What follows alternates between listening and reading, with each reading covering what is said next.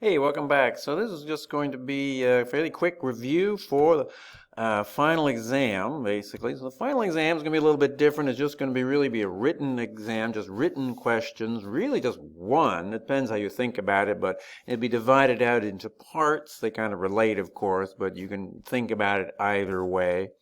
You'll have 90 minutes. It should be plenty. It's not so, it's not a huge thing basically, and it's quite focused in terms of the material we've just looked at the very end of the course basically. You're going to do that on Blackboard. I want you to do it in the first part of the exam week. If you have some sort of reason why that's not possible, just let me know, but try to get it done and have that window of time in that period.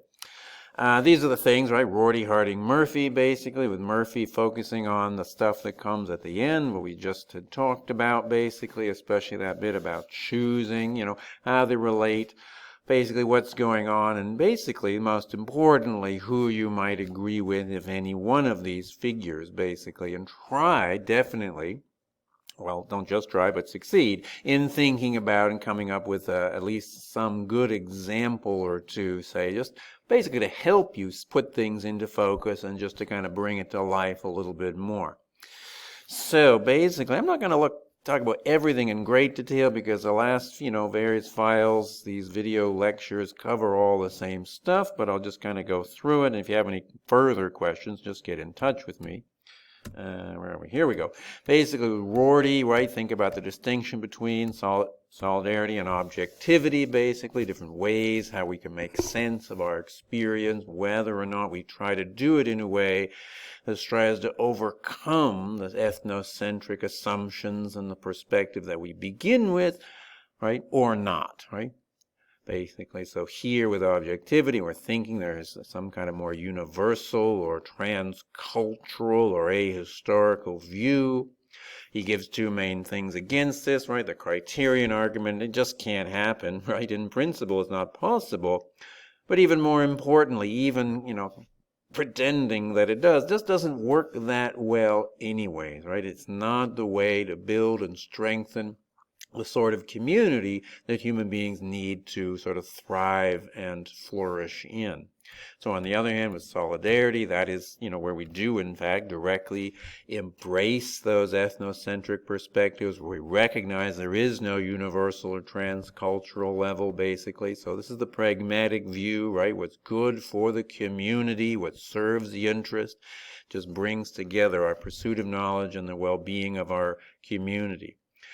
There's a few other, I just put some other quotes there that we had talked about before, different ways of thinking about, what he means by this pragmatic view, basically, that there just isn't some ultimately, absolutely true perspective that for human beings, questions of knowledge are basically always tied to the well-being of our community. So we really should just accept that and embrace it.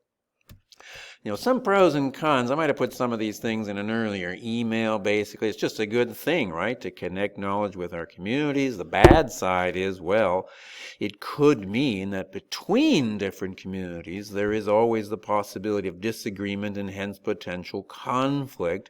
And Rorty really has nothing to offer by way of resolving that potential conflict. And that could be a threat to our well-being. So he doesn't think he's made up this problem. You can't blame it on him, but, he would say, sure, that is a problem. There's always problems.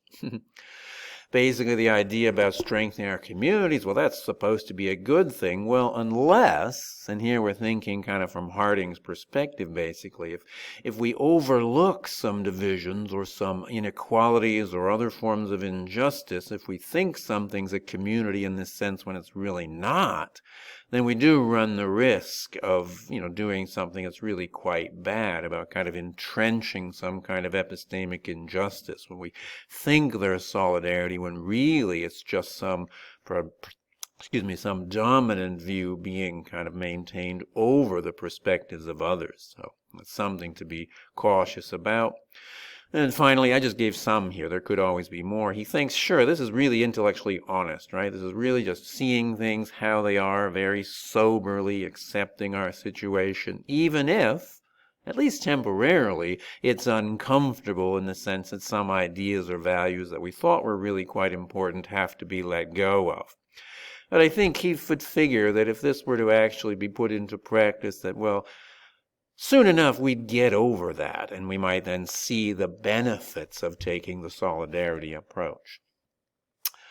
So Harding then, strong and weak. Again, I'm not going to necessarily touch on everything in detail, but basically, we can talk about objectivity, and we can do that to a certain extent.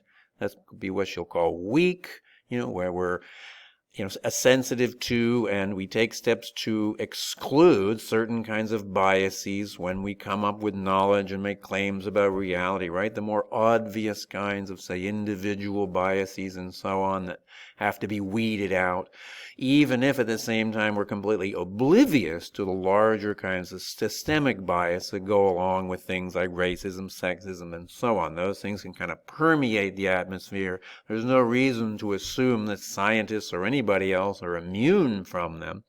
So it's always a worry that these kinds of ideas can affect what's done in terms of the production of so-called objective knowledge. So it might pass the test of weak objectivity, but still fail to really be a strong and true and accurate account of things. So that's the idea of weak objectivity. It's not so bad as far as it goes, but it just doesn't go far enough, and for that reason it can be problematic, and that's the sense of ethnoscience. So in terms of strong objectivity, well, that's where we recognize this problem, and we basically can use some of the excluded standpoints to try to see things from that angle. It just brings into a very clear light the kinds of biases that are in operation so that we can take steps to correct for them, right?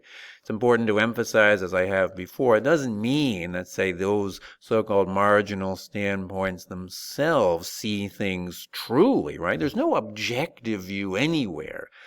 The point is to try to come up with a less biased view by trying to take different perspectives into account more equitably.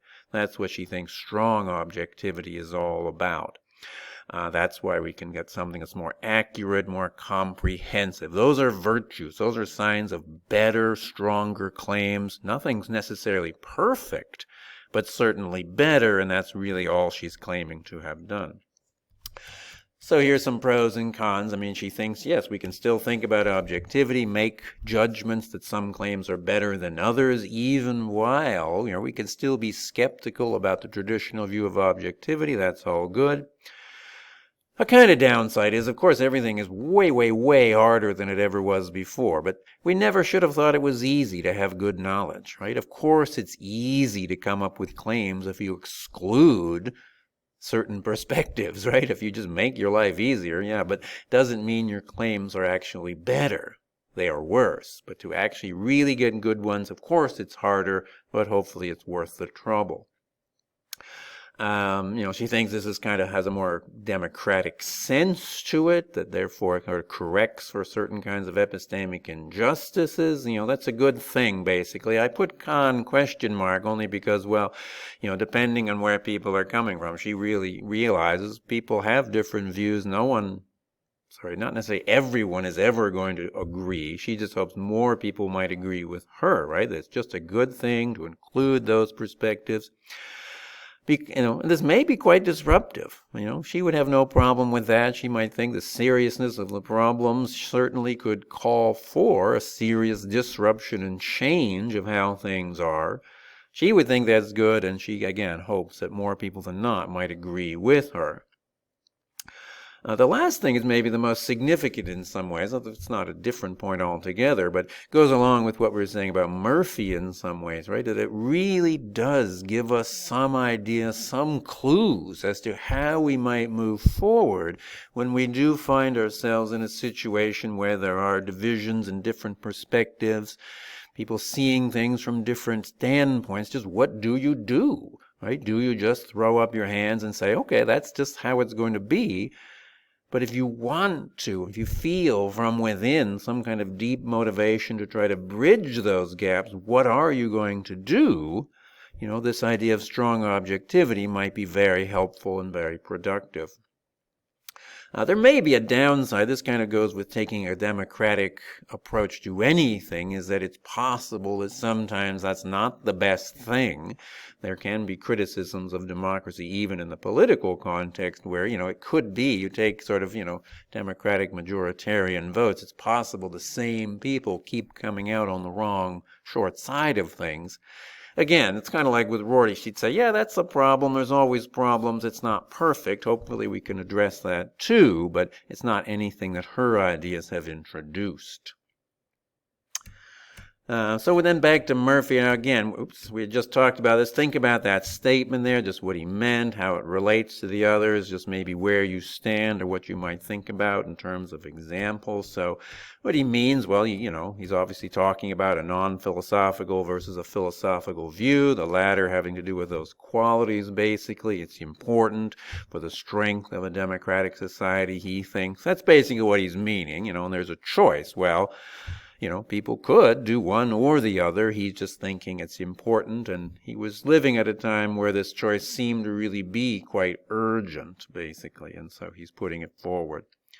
We talked about this, what he's talking about. The options are kind of like Rorty. They just go in different directions, of course, right? And the direction that Murphy goes does seem to have a lot more in common with Harding and strong objectivity, both kind of thinking and they're aiming in their respective ways for some kind of new, more inclusive understanding, basically. That's the thing, basically. We don't just go with the way things happen to have emerged out of the past, but we kind of take it up as really kind of like making history ourselves and trying to bring into being something new. What's at stake? Well, pretty deep, important things here. I've described, different criteria of truth, different ways we can make sense of things, different ideas about justification, different ways of distinguishing appearance and reality. Ultimately, those things all converge in the same sorts of ideas, basically, right? Different ways of taking things to be true or real.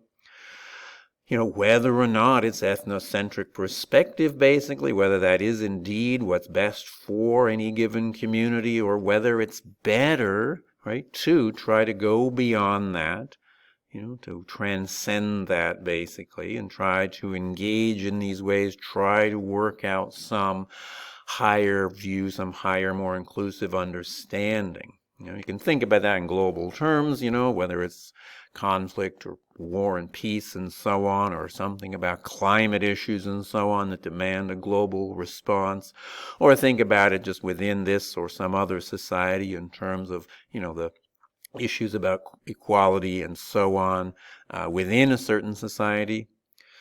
You can think about all those things, but it's possible still to think maybe somehow that's bad. Maybe that's not ultimately for the best. But again, then that always will just bring us back to the question, right, that each one of us needs to think carefully about the we, about kind of the collectivity that one belongs to, so to speak. Whose views count, basically? What would it mean to have a situation of epistemic justice, right? If that really means, taking into account fairly and equitably all relevant perspectives, well, whose are those in your view, basically? A narrower answer to that kind of leans more probably toward a view like Rorty's. A broader view might lean more toward Harding and or Murphy. Some of the things, I just gave a list of some possible examples. We talked about the American identity and the epistemic crisis. No doubt you could relate it to the current pandemic situation in terms of, the reality of that situation. It's quite remarkable, the different claims that are made, whether or not one takes a more objective approach or something that seems to be based more on, more narrow, limited, idiosyncratic perspectives. I got about a minute here. So that idea near the beginning, no consensus on what a fact is. Some ideas about post-truth, you could probably relate that. Issues here in the South, basically about Confederate statues. Not a bad example there. There's definitely different perspectives that can relate, and you could imagine if there might be a way to have a higher kind of understanding of what's going on there. issues of sexual harassment in recent years. Me Too is an excellent example about bringing into our awareness different perspectives. Likewise with BLM, Black Lives Matter, about the situation with regard to police violence in some jurisdictions. Global warming, I think I mentioned that in the past, different perspectives there, denying science. That kind of relates to issues about creation and evolution as well. I've got to wrap this up.